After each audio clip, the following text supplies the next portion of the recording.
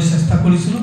পৰৱৰ্তী সময়ত লকডাউনৰ সময়ত আমি অনলাইন যোগে বিভিন্ন ঠাইৰ কবিসকলৰ লগত লেখকসকলৰ লগত ঘৰত বহি অনলাইনতে ফেচবুকত মেছেঞ্জাৰ নাম্বাৰবিলাক লৈ আমি যোগাযোগ কৰি 2021 চনৰ 8 জানুৱাৰীত আমি সদৌ অসম কবি মঞ্চ আনুষ্ঠানিকভাৱে জন্ম দিছিলোঁ আৰু প্ৰতিষ্ঠাপক সভাপতি হিচাপে জাভেদ জামান ডাঙৰীয়াক কাৰ্যভাৰ দিয়া হৈছিলে আৰু মোক প্ৰধান সম্পাদকৰ দায়িত্ব দিছিলে। তেতিয়াৰে পৰা আজি এই মুহূৰ্তলৈকে প্ৰধান সম্পাদকৰ দায়িত্ব আপোনালোকৰ নিৰ্দেশ আপোনালোকৰ আশীৰ্বাদ দিহা পৰামৰ্শ লৈ সুচাৰুৰূপে পালন কৰি যাবলৈ মই অহৰহ চেষ্টা কৰি আহিছোঁ। তাৰ মাজতে যদি অজানিতে কিবা ভুল ভ্ৰান্তি হৈছে মই আজি এই অনুষ্ঠানত বিগত কালছোৱাত মোৰ যিখিনি ভুল ভ্ৰান্তি হৈছে সেইখিনি আপোনালোকে ক্ষমা কৰি দি আগন্তুক দিনবোৰত শুধৰাই দিবলৈ মই অনুৰোধ জনাইছোঁ।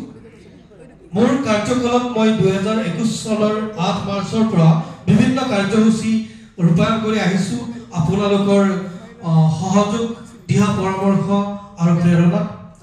আমি কেইবাগৰাকী শাৰীৰিকভাৱে বিশেষভাৱে অক্ষম আমি উদীয়মান কবি সাহিত্যিকৰ কাব্যগ্ৰন্থ গদ্যসকল আমি আমাৰ নিজৰ খৰচ মানে আমি সকলোৰ মাজতে পইচা উঠাই আমি তেওঁলোকৰ কিতাপসমূহ আমি প্ৰকাশ কৰি প্ৰচাৰ কৰি আমি তেওঁলোকক সমাজত এটা নাম দিয়াৰ চেষ্টা কৰিছোঁ। আমি আৰ্থিকভাৱে তেওঁলোকক স্বাৱলম্বী কৰাৰ চেষ্টা কৰিছিলোঁ।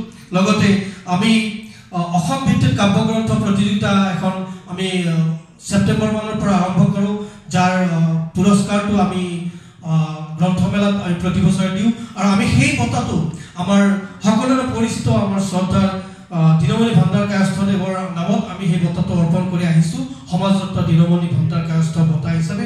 তাৰ উপৰিও আমি প্ৰতি বছৰে অসমৰ বিশিষ্ট কবি সাহিত্যিকসকলক লগতে উদীয়মান কবি সাহিত্যিকসকলক আবৃত্তিকাৰসকলক শিল্পীসকলক সাংবাদিকসকলক সমাজসেৱকসকলক আমি প্ৰতি বছৰে আমি একোটা সন্মান দি আহি তেওঁলোকক উৎসাহিত কৰাৰ চেষ্টা কৰিছোঁ। লগতে যিসকলে অহৰহ ত্যাগ কৰি অসমীয়া সাহিত্যৰ ভঁৰাল অসমীয়া সাংস্কৃতিক জগতৰ ভঁৰাল চহকী কৰিছে তেওঁলোকক একোটি সন্মান দিবলৈ আমি চেষ্টা কৰি আহিছোঁ আৰু সেই অনুষ্ঠানটো প্ৰতি বছৰে আগষ্ট মাহত অনুষ্ঠিত কৰা হয়।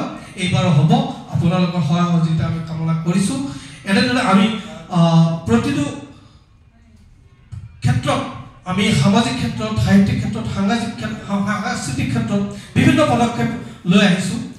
প্ৰতিটো অনুষ্ঠানত প্ৰতিটো পদক্ষেপত আমি আপোনালোকৰ প্ৰত্যেকৰে সহায়